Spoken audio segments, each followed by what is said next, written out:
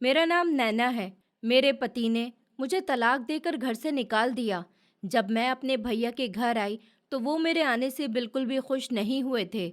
उन्होंने कहा कि देखो बहन, मेरे अपने भी छोटे छोटे बच्चे हैं, महंगाई बहुत ज़्यादा है, मैं तुम्हारा खर्च नहीं उठा सकता और ना ही मुझसे ये उम्मीद रखना कि मैं तुम्हारी दोबारा शादी करवाऊंगा। इसलिए बेहतर यही होगा कि अपने रहने सहने का बंदोबस्त तुम खुद कर लो। मैं फटी फटी नज़रों से अपने भैया की तरफ देख रही थी। उसी समय मेरी भाभी ने मेरा बैग उठाकर आंगन में फेंक दिया था और कहने लगी कि निकल जाओ यहाँ से। मैं रोती हुई चुपचाप अपना बैग उठाकर घर से निकल आई थी। अचानक पड़ोस में रहने वाली मोनिका आंटी की नज़र मुझ पर पड़ी तो मेरा हाथ पकड़कर वो मुझे अपने साथ अपने घर ले गई थी। अगली सुबह वो मुझे अपने साथ उस कोठी पर ले गई जहाँ पर वो काम किया करती थी।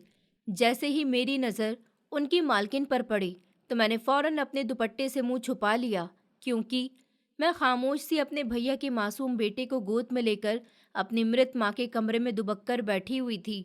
भैया के कमरे से आती हुई आवाज़ मेरे शरीर का खून निचोड़ रही थी। वो दोनों पति पत्नी कुछ देर से आपस में बुरी तरह से झगड़ा कर रहे थे और उनके झगड़े की वजह सिर्फ और सिर्फ मैं थी कि अचानक तलाक लेकर मैं उनके घर पर क्यों आ गई थी। कहने को ये घर मेरा भी था, मेरे पिता के नाम पर था। इस घर में जितना हिस्सा मेरे भैया का था उतना ही हिस्सा विरासत में मुझे भी मिलना था। मगर कहते हैं ना कि जब बेटी पराई हो जाती है तो फिर उसका कोई घर नहीं होता। कुछ लम्हे बाद अचानक कमरे का दरवाज़ा खुला था और मेरी भाभी अंदर दाखिल हुई थी। भाभी को देखकर मैं बुरी तरह से डर गई थी। मैं अभी उनसे कुछ कहती इससे पहले ही उन्होंने मेरी गोद से अपना बेटा छीन लिया था और मुझे देखते हुए कहने लगी कि खबरदार, जो तुमने मेरे बेटे को हाथ भी लगाया, बांझ औरत। ये कहते ही वो कमरे से चली गई थी, जबकि मैं भीगी हुई आंखों से उनको जाता हुआ देखती रह गई थी। मैं अभी कुछ कहती या कोई कदम उठाती, उसी पल मेरे भैया अंदर आ गए थे और मुझे देखते हुए कहने लगे, नैना, तुम क्यों मेरे बेटे के करीब जाती हो? मैंने तुम्हें कितनी बार समझाया है कि इससे दूर रहा करो, इसे अपनी गोद में मत लिया करो, लेकिन तुम्हें तो किसी बात की बिल्कुल भी समझ आती ही नहीं है। तुम्हें हमेशा वही करना होता है जो तुम्हें अच्छा लगता है। मैं क्या तुमसे दूसरी भाषा में कहता हूँ, तुमने हमारी जिंदगी को नर्क बना दिया है। जबकि मैं फौरन भैया से कहने लगी, भैया, मैं तो सिर्फ इसको नहला रही थी और फिर ये मेरा भी तो भतीजा है, क्या मुझे इस पर प्यार नहीं आता?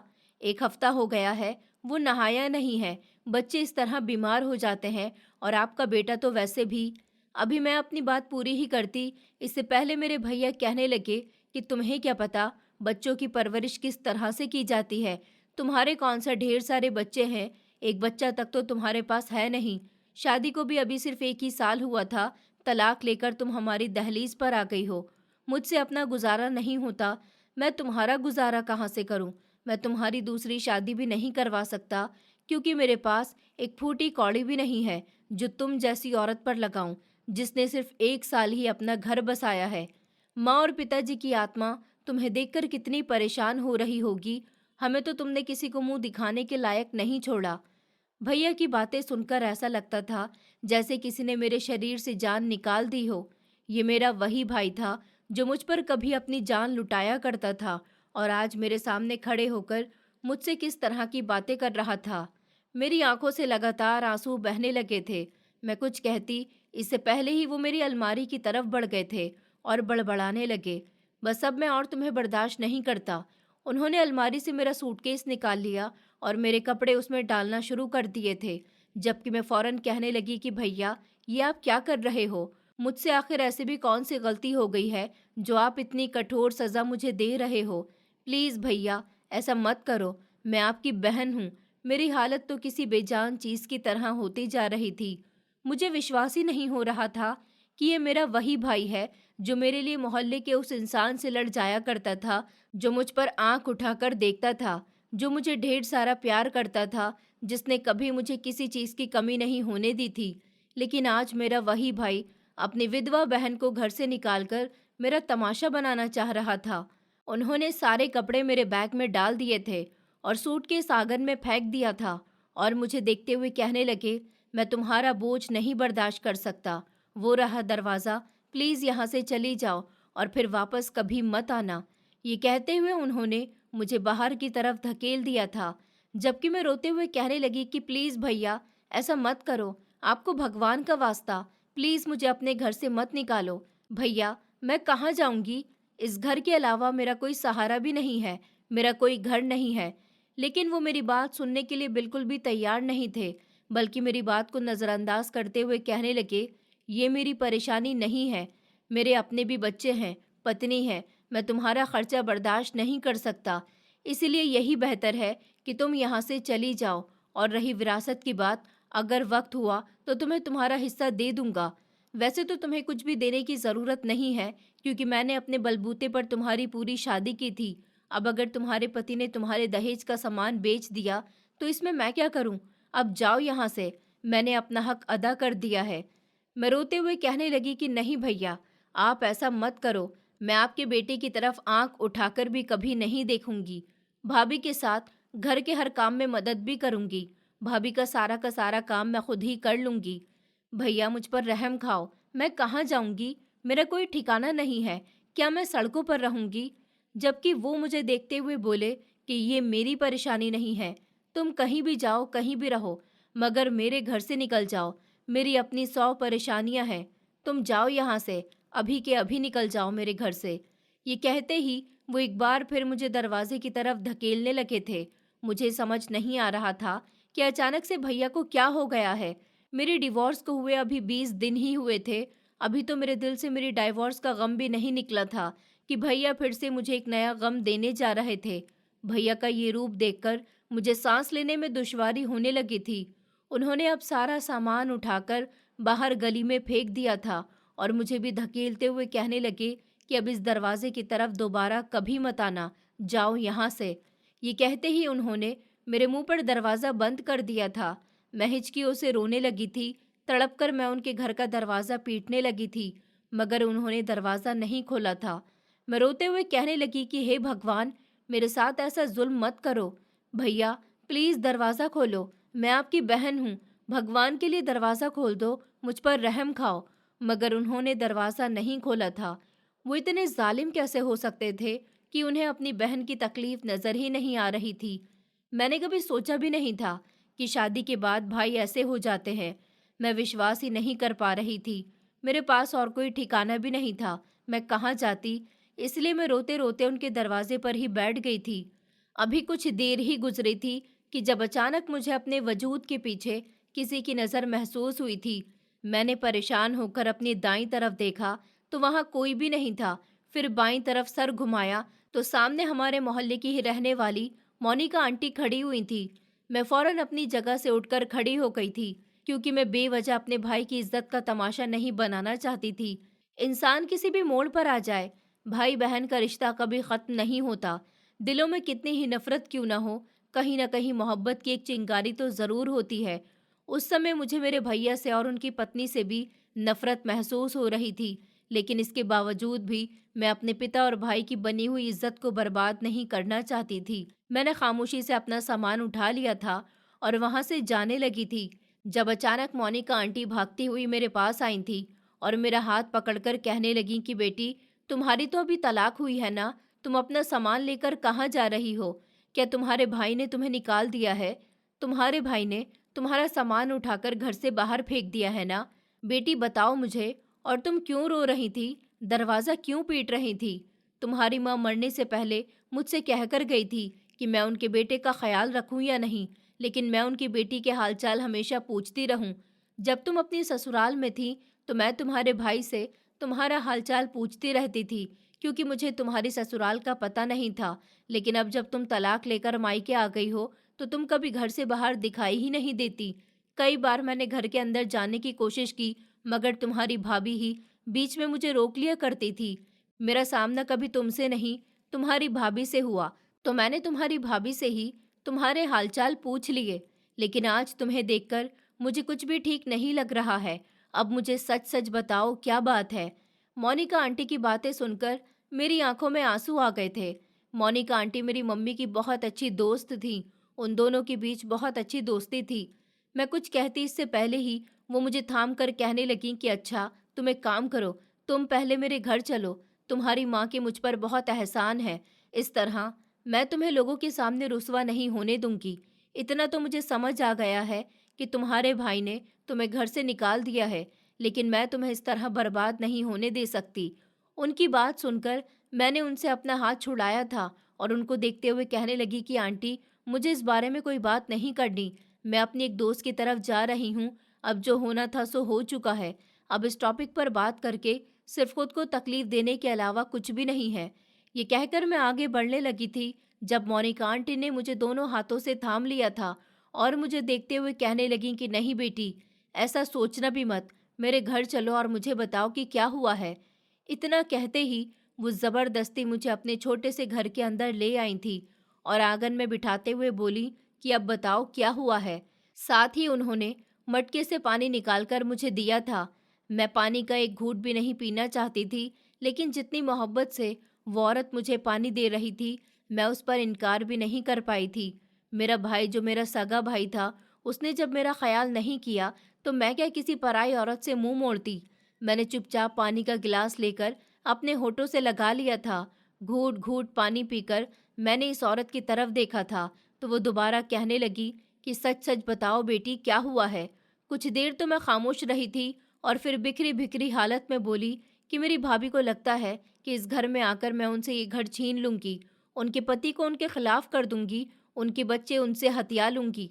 मगर मैं ऐसा क्यों करूंगी? ऊपर वाला अगर चाहेगा तो मेरी दोबारा शादी करवाएगा, मेरे बच्चे भी होंगे, मेरा भी परिवार होगा। लेकिन उनको ऐसा लगता है जैसे मैं ही सबसे बड़ी जालिम हूँ, जैसे हर गलती में मेरा ही हाथ होता है। हालांकि आंटी, आप तो जानती है ना कि मेरी तलाक क्यों हुई है। मेरी बात सुनकर वो फौरन कहने लगी कि हाँ हाँ बेटी, मैं जानती हूँ। आखिर कौन लड़की एक नशेड़ी के साथ अपनी पूरी जिंदगी गुजार सकती है। नशेड़ी होने के साथ साथ वो एक 2 नंबर का आदमी भी था, तुम्हारा सौदा कर रहा था। वो तो ऊपर वाले का बड़ा एहसान है कि तुम्हारे ससुराल के मोहल्ले वाले अच्छे थे, वरना तो आज न जाने तुम कहाँ पर होती। इस औरत की बात सुनकर मैं आगे बोली कि आंटी, आप बिल्कुल ठीक कह रही हैं और मैंने उससे तलाक नहीं मांगी थी। उसने खुद अपने होशो हवास में मुझे तलाक दी थी। मैं अपने भैया के घर सिर्फ इस एहसास से आई थी कि वो मुझे कभी पराया नहीं करेंगे, बल्कि अपनी बेटी की तरह रखेंगे। लेकिन मुझे क्या पता था कि वो तो इतने जालिम हो सकते हैं। ये कहते ही मैं फूट फूट कर रोने लगी थी, जबकि मोनिका आंटी मुझे संभालते हुए कहने लगी, मेरी बेटी, तुम अपना दिल छोटा मत करो। मगर ये सब शुरू कैसे हुआ था? उनकी बात सुनकर मैंने अपने आंसू साफ किए थे और आसमान को देखते हुए बोली कि जिनके सर पर माता पिता का साया नहीं होता, जिनके आगे पीछे कोई पूछने वाला नहीं होता, उनके लिए तो एक छोटी सी बात को भी मुद्दा बनाकर बेदखल कर दिया जाता है। मैंने सिर्फ अपनी भाभी के बच्चे को नहलाया था, पूरे 1 हफ्ते से वो नहाया नहीं था। मुझे इस बात का ख्याल आया कि भाभी को अगर उसे नहलाने का टाइम नहीं है तो मैं उसे नहला देती हूँ, क्योंकि भाभी को तो अपने बच्चों का कोई होश ही नहीं रहता। उनके बच्चे किस हाल में हैं उन्हें कोई फर्क नहीं पड़ता। अगर मैंने ऐसा कर दिया तो मैंने कौन सा बड़ा पाप कर दिया? वो भी तो मेरा ही खून है ना, मेरा भतीजा है। मेरी बात सुनकर वो औरत बोली कि बेटी, आज के दौर में कोई ये बात नहीं समझता, खास तौर पर बुआ की तो कोई औकात ही नहीं है। बच्चा खराब निकल गया तो बुआ पर गया है और अच्छा निकल गया तो मासी पर गया है। ये भेदभाव तो हम में से कोई भी खत्म नहीं कर सकता। अब तुम मुझे ये बताओ कि तुम आगे क्या करने वाली हो? तुमने अपने आने वाले समय के लिए क्या सोचा है? वो तुम्हारे पिता का घर है, तो इस तरह अपने घर को तुम मत छोड़ो। ये लोग तुम्हारी जिंदगी सिर्फ और सिर्फ बर्बाद कर रहे हैं। तुम अपने हक के लिए खड़ी हो जाओ। मैं रोते हुए बोली कि मासी, अगर ये मुमकिन होता तो मैं ज़रूर खड़ी हो जाती। भैया का कहना है कि उन्होंने मुझ पर लाखों रुपए मेरी शादी पर लगाए हैं, लेकिन आपको पता है कि उन्होंने मुझे एक इस्तेमाल किया हुआ फर्नीचर दिया था।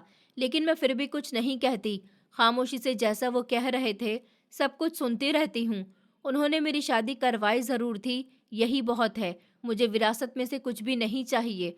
मुझे सिर्फ एक रहने के लिए छत चाहिए और अपने भैया भाभी की मोहब्बत चाहिए। मुझे सिर्फ सुकून चाहिए। इसके बदले मैं नौकरानी बनकर अपनी सारी जिंदगी उन पर न्यौछावर कर सकती हूँ। सारे घर के काम करूँगी, सब कुछ करने को तैयार हूँ, लेकिन मुझे इस तरह बेघर नहीं किया जाए। मेरी बात सुनकर मोनिका आंटी कुछ देर खामोश रही थी और फिर मुझे देखते ही कहने लगी कि बेटी, अगर तुम मेहनत कर सकती हो तो फिर अपना मुआवजा क्यों नहीं मांग रही? वो घर तुम्हारा है, तुम्हारे पिता का है। कोई भी तुम्हें उस घर से नहीं निकाल सकता। और अब जब तुम काम कर सकती हो तो फिर उन लोगों के टुकड़ों पर भी मत पलो। पहले कुछ बन जाओ और फिर उनके सामने जाकर खड़ी हो जाओ। अपने पिता की विरासत से अपना हिस्सा मांगो, क्योंकि अपना हिस्सा मांगना कोई पाप नहीं है। मैं जहाँ काम करती हूँ, मैं वहाँ तुम्हारे लिए बात कर लेती हूँ। अगर तुम तैयार हो तो तुम मेरे साथ वहाँ कल से काम पर चलना और वहाँ दिल लगाकर काम करना। वैसे भी मेरी मालकिन ने मुझे एक लड़की के बंदोबस्त का पहले ही कहा हुआ है। अब जब तुम्हें नौकरी की ज़रूरत भी है तो फिर तुम्हारे लिए ये नौकरी बहुत अच्छी रहेगी। मालकिन को फुल टाइम एक लड़की चाहिए जो उनके घर का काम भी करे, और क्योंकि वो खुद बिजनेस करती हैं तो अलग अलग जगह पर उन्हें जाना पड़ता है, इसलिए उनका घर उजड़ा रहता है। मैं तो अब बूढ़ी हो चुकी हूँ, उनके घर का इतना सारा काम मुझसे अकेले नहीं होता। जितना होता है कर लेती हूँ, और उन्हें वैसे भी एक भरोसेमंद नौकरानी की ज़रूरत है। मैं उनको सबसे ज़्यादा भरोसेमंद लगती हूँ, इसलिए उन्होंने मुझे कहा है कि मैं अपनी ही जैसी मगर कोई जवान भरोसेमंद नौकरानी उनको बताऊं। अब बताओ, तो क्या तुम तैयार हो? मेरे अलावा मालकिन किसी पर भरोसा नहीं करती हैं, लेकिन मैं जब तुम्हें वहां लेकर जाऊंगी तो वो औरत तुम पर भी भरोसा कर लेगी। आखिरकार तुम मेरी बेटी जैसी हो। बताओ मुझे, तुमने क्या सोचा है? उनकी बात सुनकर मैंने फौरन उनके हाथ थाम लिए थे और उनको देखते हुए बोली कि हाँ आंटी, ठीक है। अगर ऐसा हो गया तो मैं हमेशा आपकी एहसानमंद रहूंगी। मेरी माँ की आत्मा को भी सुकून मिलेगा। मैं सारी जिंदगी आपके लिए प्रार्थना करूंगी। आपका बहुत बहुत धन्यवाद। आप मेरी इतनी मदद कर रही हो।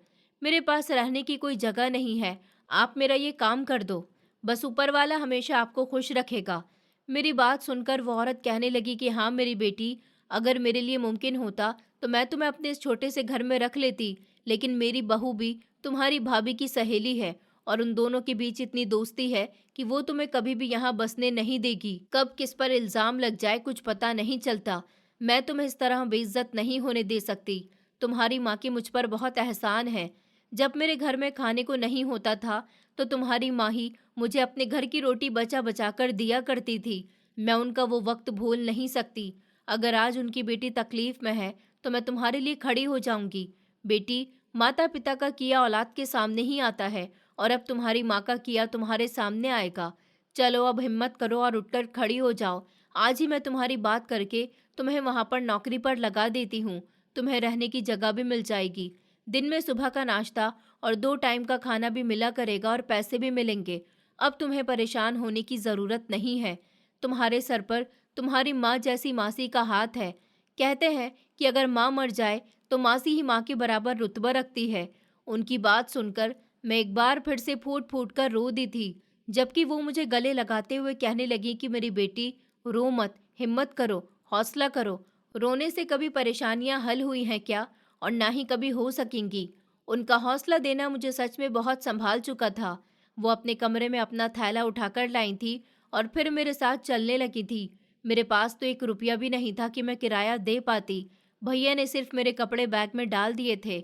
मेरे पास ज़रूरत का कोई भी सामान नहीं था और ना ही मुझे ज़रूरत का सामान पैक करने दिया गया था। हालांकि मेरे कमरे में मेरी काफ़ी पर्सनल चीज़ें भी थीं जो मैं अपनी ससुराल से लेकर आई थी।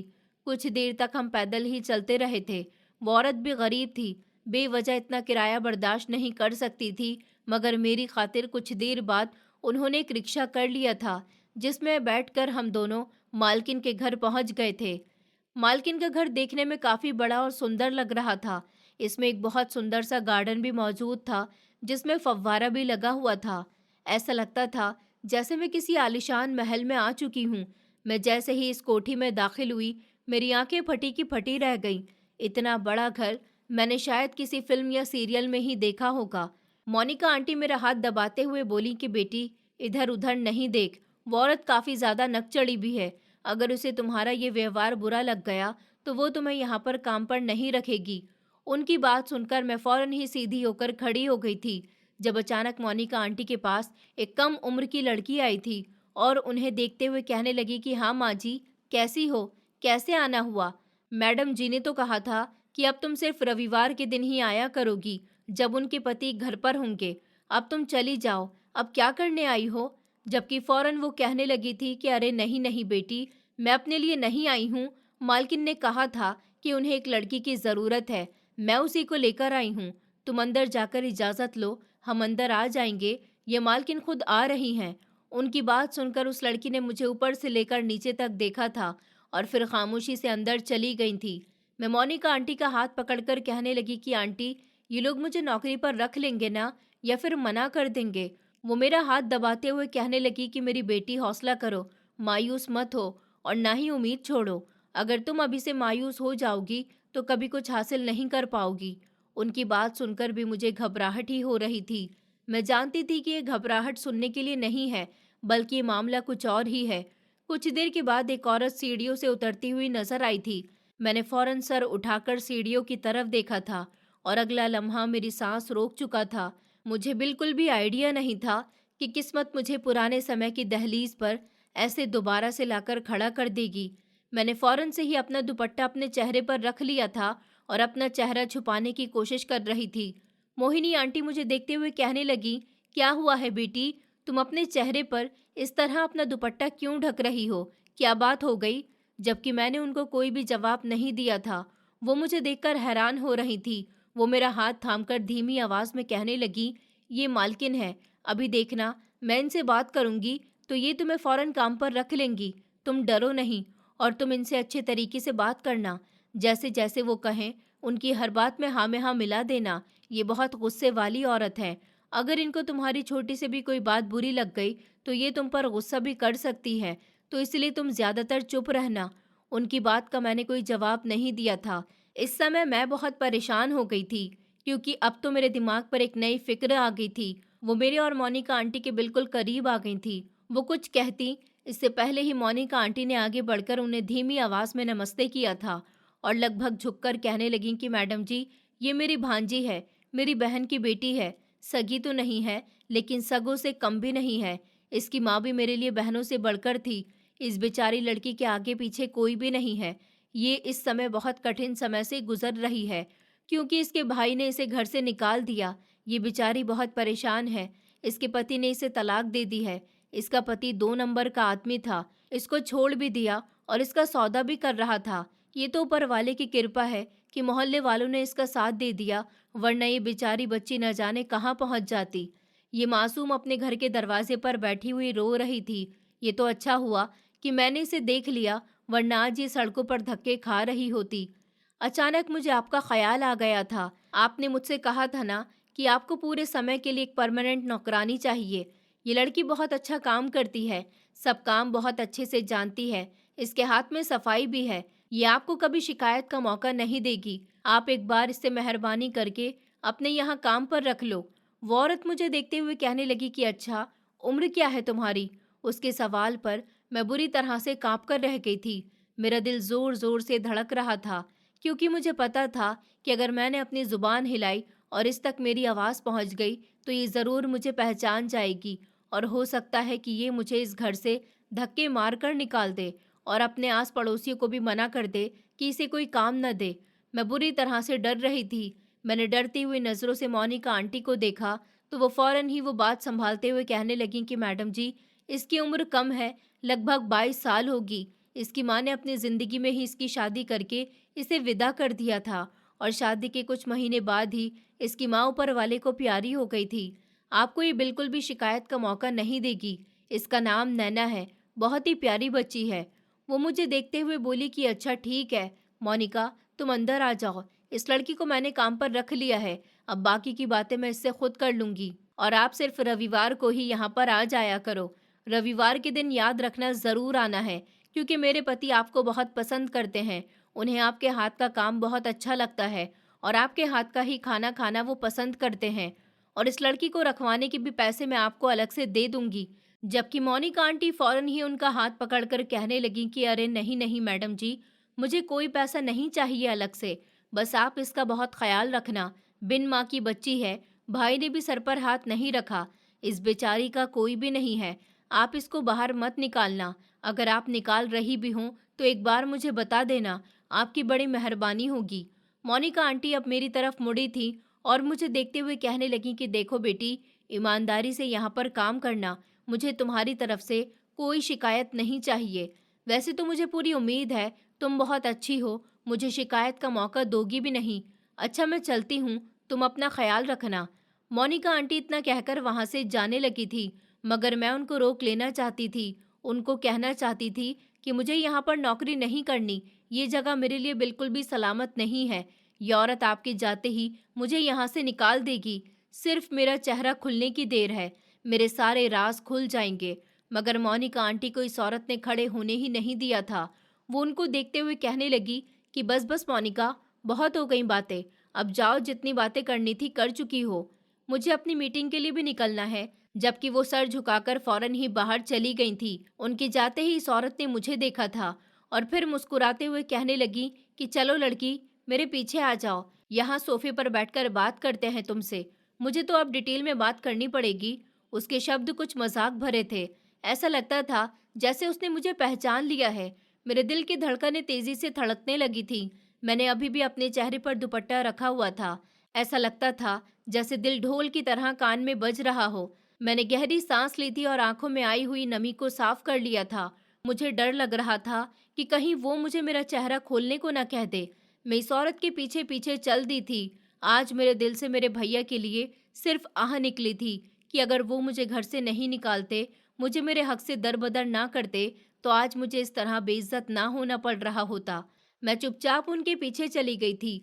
मैंने एक नज़र उन पर डाली थी और खामोशी से उनके सामने रखे हुए सोफे पर बैठने लगी थी, जब अचानक वो कहने लगी कि मैं सुष्मिता साहनी हूँ, इस घर की मालकिन, तुम नहीं, जो मेरे सामने इस तरह सोफे पर विराजमान हो रही हो। उनकी बात सुनकर मैं सोफे पर बैठते बैठते रह गई थी। मैंने बड़ी मुश्किल से खुद पर कंट्रोल किया था और अपनी आंखें बंद कर ली थी। वो पल मुझे याद आने लगा था जब इस औरत ने खड़े होकर मेरे आगे हाथ जोड़े थे और मैं इसको नज़रअंदाज करके आगे बढ़ गई थी। मैंने अपनी आंखों में आई हुई नमी को झपक झपक कर आंखों के अंदर कर लिया था और खामोशी से जमीन पर उनके करीब बैठ गई थी। मैं कुछ कहती इससे पहले ही उन्होंने अपना हाथ आगे बढ़ाया और एक ही झटके से मेरे मुंह पर रखा हुआ, मेरे हाथ से चिपका हुआ दुपट्टा हटा दिया था। जब मैंने फौरन अपने चेहरे पर हाथ रखने की कोशिश की थी और वो मेरा हाथ भी नीचे करते हुए बहुत नरम शब्दों में बोली कि उम्मीद नहीं थी कि घूम फिर कर तुम मेरे पास आ जाओगी। मुझे तो विश्वास ही नहीं हो रहा कि दुनिया इतनी गोल होती है। फिलहाल मैं तुम्हें देखकर ही पहचान गई थी, क्योंकि तुम्हारी आंखें भी मैं भूल नहीं सकती। तुम्हारी आंखों से ही मैंने तुम्हारे चेहरे का अंदाज़ा लगा लिया था। जिंदगी में खुद को एक बार पहचानने से इनकार कर सकती हूँ, लेकिन तुम्हें नहीं। वो बोली, आज भी वो सब मुझे याद है। मैं अपने पुराने समय को दोहराऊंगी नहीं, क्योंकि मेरी आदत नहीं है। जो होना था वो हो चुका, पुराना समय गुजर गया है। मोनिका मेरे लिए हमेशा बहुत खास रही है। मैं उसकी सिफारिश को भी कभी रद्द नहीं कर सकती। मेरा पति उसे अपनी माँ का दर्जा देता है। इस हिसाब से तुम मेरे लिए बहुत ज़्यादा मतलब रखती हो। जो तुम्हारे साथ हुआ उसका अफसोस मुझे ज़िंदगी भर रहेगा।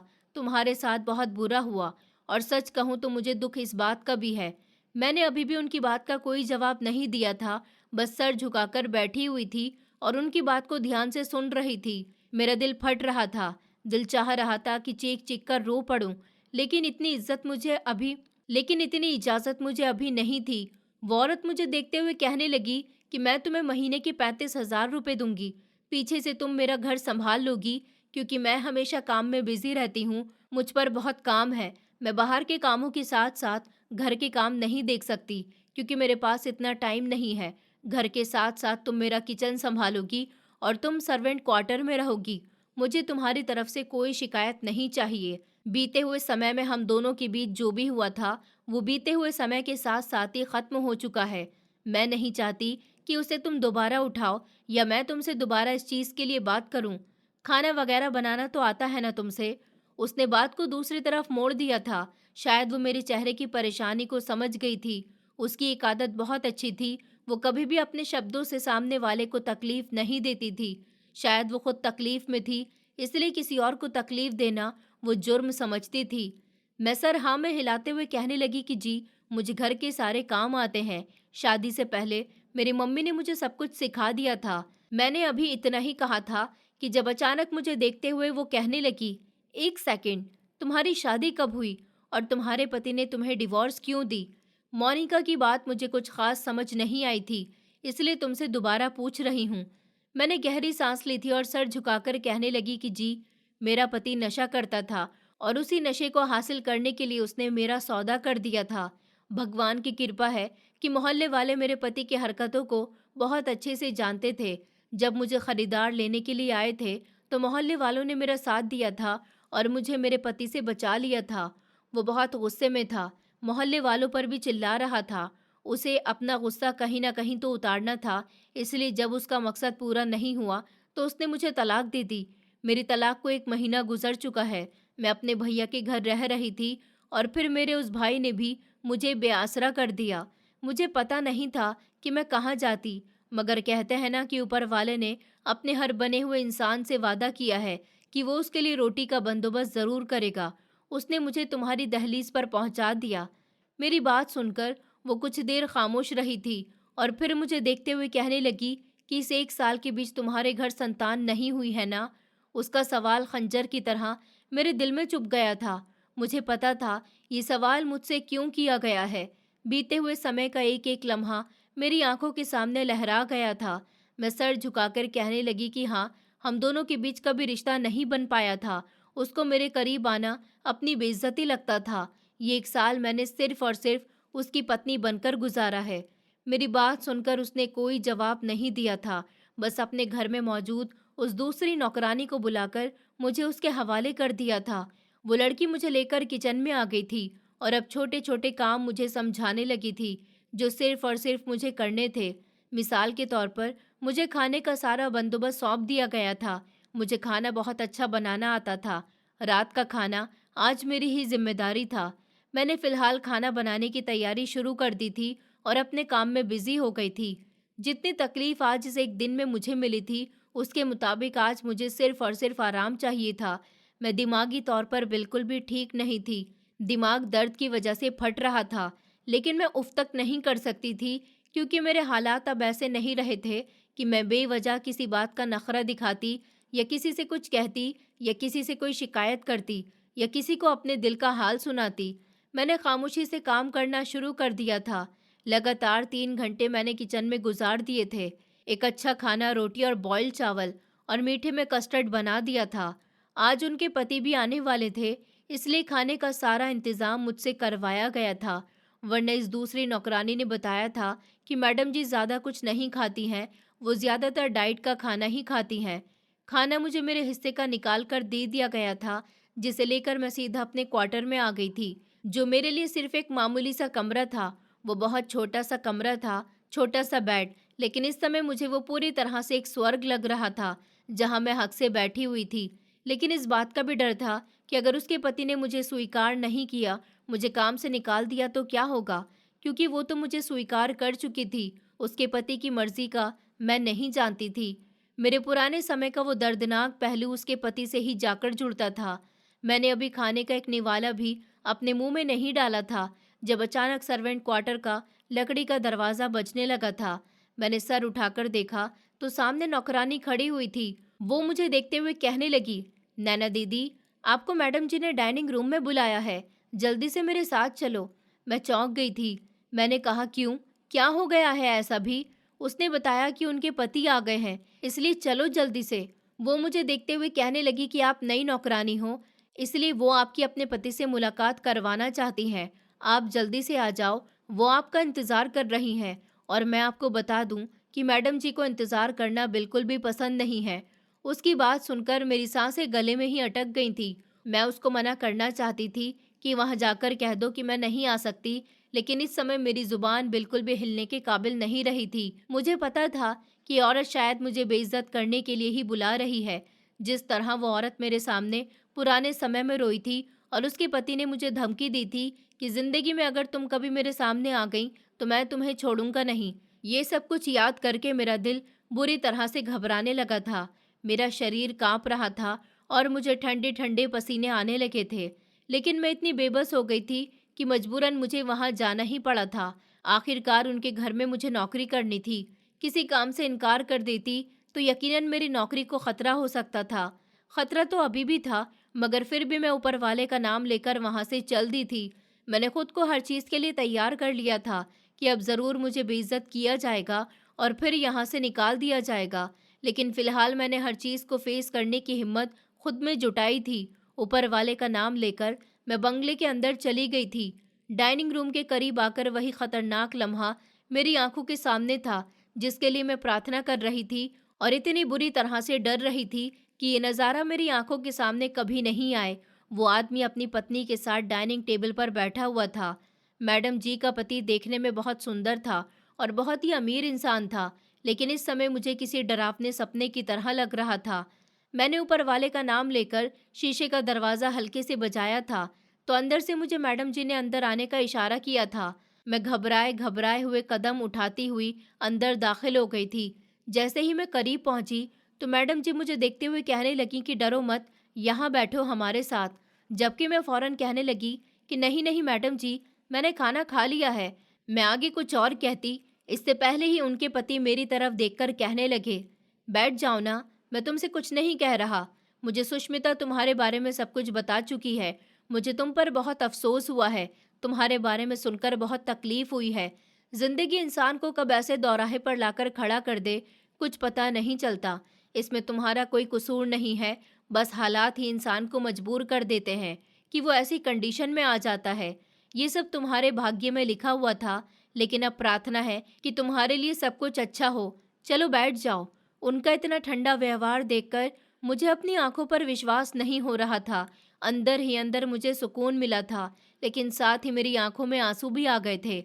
मैंने दिल ही दिल में ऊपर वाले को धन्यवाद कहा था कि मैं बेवजह यहाँ से भागी नहीं, हिम्मत करके इन लोगों का सामना किया। अगर मैं यहाँ से भाग जाती तो आज मेरी ये नौकरी बेवजह मेरे हाथों से चली जाती। फिर शायद पता नहीं मेरा क्या होता, मैं कहाँ दर दर की ठोकरें खाती। मैं सर झुकाकर सुष्मिता मैडम के बराबर वाली कुर्सी पर बैठ गई थी। उन्होंने ही मुझे खाने की प्लेट बनाकर दी थी। मैं अभी पहला निवाला मुंह में डालने ही वाली थी कि तभी मैडम जी की आवाज़ गूंजी। उन्होंने कहा कि तुमने जब से बताया है अपनी ज़िंदगी के बारे में कि तुम अपने पति के साथ कभी संबंध नहीं बना पाई, तो मुझे ये सब सुनकर बहुत ज़्यादा धक्का लगा है। ज़िंदगी में औरत के साथ ऐसा नहीं होना चाहिए। उनकी ये बात सुनकर मैं सर से लेकर पैर तक लाल हो गई थी। मुझे बिल्कुल भी आइडिया नहीं था कि वो अपने पति के सामने इस तरह की बात कहेंगी। वो लोग काफ़ी मॉडर्न थे, उनके लिए सारी बातें बहुत ज़्यादा मामूली थीं। मैं कुछ कहती, इससे पहले ही वो आगे कहने लगी कि 1.5 साल पहले जो ऑफ़र मैंने तुम्हें की थी, आज भी वहाँ पर तुम्हारे लिए मौजूद है। मेरा इरादा ऐसा नहीं था, लेकिन जब मैंने तुम्हारी ज़िंदगी के बारे में सुना, मैंने फिर भी यही फ़ैसला लिया है कि इंसान के बस में कुछ नहीं होता।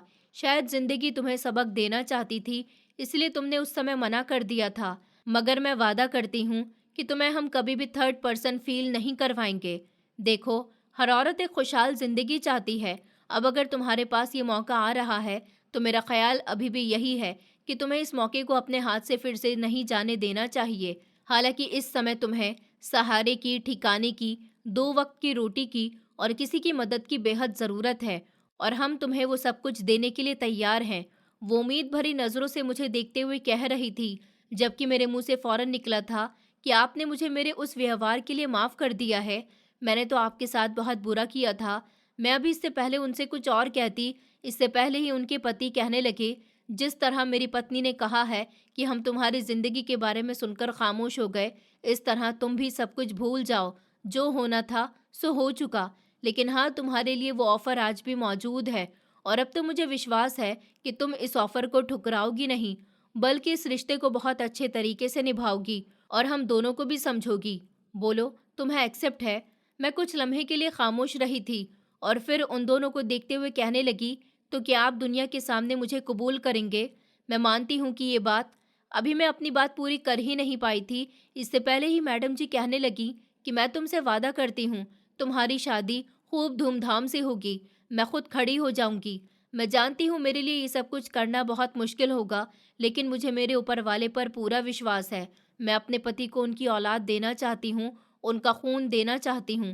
कहने को तो हम बहुत अमीर हैं, हम अपनी दौलत से 10 बच्चे आराम से अडॉप्ट कर सकते हैं, हमें मिल भी जाएंगे, क्योंकि मेरे पति के पास बहुत ज़्यादा जायदाद है, पैसा है, गाड़ियाँ हैं, सब कुछ है। लेकिन वो खून नहीं मिलेगा जिसके लिए हम कई सालों से तरस रहे हैं। पहले मैंने तुमसे सिर्फ औलाद मांगी थी, लेकिन अब तुम बेसहारा हो गई हो। तुम्हारे पास रिश्ते के नाम पर भी कोई नहीं है, इसलिए मैं खुद तुम्हें ये ऑप्शन दे रही हूँ कि मेरे पति तुम्हारे साथ शादी करेंगे, वो तुम्हें पत्नी होने का हक देंगे। मुझे भी इस बात का एहसास हुआ है कि जब मैंने तुमसे ये बात कही थी, उस समय तुम कुंवारी थी। हर लड़की के दिल में अरमान होता है कि जब उसकी पहली शादी हो तो उसका पति सिर्फ उसका हो, बटा हुआ ना हो। लेकिन अब मुझे पता चला है कि तुम एक दर्द झेल चुकी हो। मेरा नहीं ख्याल कि तुम हमारे इस ऑफर को इनकार करोगी, क्योंकि अब की बार तुम्हें इस ऑफर के साथ साथ सहारा मिल रहा है, सारी जिंदगी का साथ मिल रहा है और एक रिश्ता मिल रहा है। मुझे इस बात से कोई एतराज नहीं होगा। मैं खुशी खुशी सब कुछ एक्सेप्ट कर लूंगी। मैंने नज़र उठाकर सामने बैठे इंसान को देखा तो वो लगभग उम्र में मुझसे 10 साल बड़ा था। यही उम्र उसकी पत्नी की भी थी। मैं कुछ देर खामोश रही थी और फिर सर हाँ में हिलाकर कहने लगी कि ठीक है, मुझे मंजूर है, और इतना कहकर मैं अपने क्वार्टर में चली गई थी। दरअसल ये औरत कोई और नहीं बल्कि मेरे कॉलेज के प्रिंसिपल की बेटी थी। इन्होंने मुझे वहाँ पर देखा था और फिर मुझे भी बुलाकर उन्होंने मुझे इसी चीज़ की ऑफ़र की थी।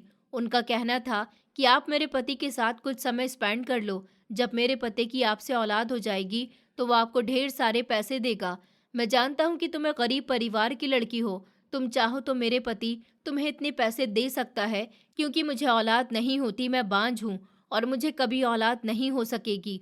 मुझे तुम बहुत अच्छी लगी हो और मैंने जब तुम्हारे बैकग्राउंड के बारे में पता किया तो सोचा कि इस काम के लिए तुम ही ज़्यादा परफेक्ट होगी। तुम्हारे घर वाले भी मान जाएंगे। उस समय मैं उनकी बात से बिल्कुल भी खुश नहीं थी और मैंने उनको खरी खोटी सुनाई थी कि आखिर आपने मुझे समझ क्या रखा है, बच्चा पैदा करने वाली मशीन। मैंने कहा था कि अगर तुम बांझ हो तो इसमें मैं क्या करूं? तुम्हारा आखिर मुझसे कोई संबंध नहीं है, जाओ यहाँ से। अगर तुम्हें इतनी ही परेशानी है तो जाकर किसी बच्चे को अडॉप्ट कर लो। उस समय ये औरत मेरे सामने हाथ जोड़कर बहुत बुरी तरह से रो रही थी कि प्लीज़ ऐसा मत करो। मैं वादा करती हूँ तुम्हें दुनिया की हर चीज़ दूंगी। तुम जो कहोगी वो तुम्हें लाकर दूंगी। मैं तुम्हें अपने पति के साथ वक्त गुजारने का मौका दूंगी। जब तक तुम मेरे पति के साथ टाइम स्पेंड करना चाहोगी कर सकती हो, तब तक मैं पीछे हट जाऊंगी। लेकिन मुझे सिर्फ एक औलाद चाहिए। और मैं उस समय बहुत घमंड में आ गई थी। कहने को ये ऑफर कुंवारी लड़की के लिए अच्छी नहीं होती। मुझे आराम से मना करना चाहिए था, लेकिन मैंने उनका दिल दुखाया था, उन्हें बेवजह उल्टी सीधी बातें सुना दी थी और अब नतीजे में एक बांझ, एक तलाकशुदा और कई तरह के इल्ज़ाम लेकर बैठी थी। लेकिन कहते हैं ना कि सब्र में बहुत ताकत होती है। अगले दिन उसके पति के साथ मेरी सादगी से शादी हो गई थी। उस समय इस औरत की हालत बहुत बुरी थी। मोनिका आंटी भी इस शादी में शामिल हुई थी। सुष्मिता ने मुझ पर रहम किया था। उसने इस बार औलाद की खातिर अपना पूरा पति ही मेरे हवाले कर दिया था। वो चाहती तो मुझे फिर से ढेर सारे रुपयों का ऑफर कर सकती थी, लेकिन उसे पता था कि मैं अंदर से बुरी तरह से टूट गई हूँ। रुपये, पैसे, दौलत, जायदाद से कुछ नहीं होता। जिंदगी में किसी रिश्ते और किसी सहारे का होना भी बहुत ज़रूरी होता है। इसलिए उसने अपनी सारी खुशियों को कुर्बान करके मुझे सिर्फ और सिर्फ औलाद के लिए अपना पति दे दिया था। मैं उसके पति को सच्चे दिल से अपना पति मान चुकी थी और ऊपर वाले से यही प्रार्थना कर रही थी कि मुझे औलाद दे देना। सिर्फ इसलिए नहीं कि मेरी शादी इनसे एक औलाद के रिश्ते के ज़रिए हुई है, बल्कि इसीलिए कि कोई होगा तो सिर्फ मेरा होगा। ये भी एक औरत का पहलू है। लेकिन जब मेरी औलाद होगी, वो मेरे पेट की औलाद होगी, मेरे शरीर का हिस्सा होगी। उसे मैं अपना कह सकती हूँ, वो मुझे मेरा कह सकता है। और ऊपर वाले की करनी ऐसी हुई कि 2 महीने बाद ही मुझे खुशखबरी मिल गई थी। मैं एक ऐशो आराम की ज़िंदगी गुजार रही थी। इस औरत ने अपने कहने के मुताबिक अपनी आधी जायदाद मेरे नाम कर दी थी। हमारे साथ में हमारे घर में रहती थी, कभी हमारी ज़िंदगी में दखल अंदाजी नहीं करती थी। मेरी गोद भराई की रस्म भी उसने अपने हाथों से की थी। मैंने दिल में फैसला कर लिया था कि बच्चा पैदा होने के बाद मैं सबसे पहले उसकी गोद में डालूंगी, क्योंकि उसने भी इस औलाद के लिए बहुत सारी कुर्बानियाँ दी हैं। और उससे कहूँगी कि ये तुम्हारी औलाद है, मैं तो बस पैदा करने वाली हूँ, तुम इसे पालना और जो दूसरी औलाद होगी वो मेरी होगी। और कहते हैं ना कि जो सच्चे दिल से ऊपर वाले से उम्मीद मांग लेता है तो ऊपर वाला उसे बहुत कुछ दे देता है। 9 महीने के बाद ऊपर वाले ने मुझे जुड़वा बेटे दिए थे और उसी समय मैंने एक बेटा उसकी गोद में डाल दिया था और एक बेटा मेरे पास था। वो उस बच्चे को लेकर खूब रोई थी, इतना कि मेरी आंखों में भी आंसू आ गए थे। आज मेरी शादी को 5 साल हो गए। मैं जानती हूँ कि उसका पति सबसे ज़्यादा उससे मोहब्बत करता है, क्योंकि उन दोनों ने एक दूसरे के लिए कुर्बानियाँ दी हैं। मगर मुझे इस बात से कोई फ़र्क नहीं पड़ता। मेरे इस घर में आ जाने से सिर्फ एक नाम के रिश्ते से मुझे काफ़ी कुछ हासिल था। मुझे उसके पति की मोहब्बत की ज़रूरत भी नहीं थी, क्योंकि मेरे पास अब औलाद आ गई थी। मैं उसे बहुत प्यार करती थी और मेरी ज़िंदगी में किसी तरह की कोई कमी नहीं रही थी। हम दोनों के बीच कभी लड़ाई झगड़ा भी नहीं हुआ। मोनिका आंटी के ज़रिए मुझे पता चला कि मेरे भैया की हालत बहुत ख़राब हो गई। वो मुझसे मिलना चाहते हैं, लेकिन मैंने साफ मना कर दिया था। जब मुझे उनकी ज़रूरत थी, तो उन्होंने मुझे धक्के मारकर घर से निकाल दिया था। मुझे पलटकर कभी नहीं देखा था, तो भला अब मैं क्यों उनका सामना करूं? बेहतर यही था कि वो अपनी ज़िंदगी गुजारते और अब मैं अपनी ज़िंदगी। मैं अभी भी इस घर में बहुत खुश हूँ। एक बार फिर से गर्भवती हो गई हूँ। ऊपर वाले से प्रार्थना है कि मेरे घर में एक बार बेटी आ जाए, क्योंकि दोनों भाइयों को बहन की भी आस लगी रहती है और मेरी ज़िंदगी अब खुशहाल तरीके से गुजर रही है। दोस्तों, उम्मीद करती हूँ आपको हमारी कहानी पसंद आई होगी। कहानी पसंद आई है तो वीडियो को लाइक करें, चैनल पर नए हैं तो चैनल को सब्सक्राइब करें और हाँ, नोटिफिकेशन बेल को ज़रूर दबाएं ताकि अगली अपडेट सबसे पहले आपको मिले।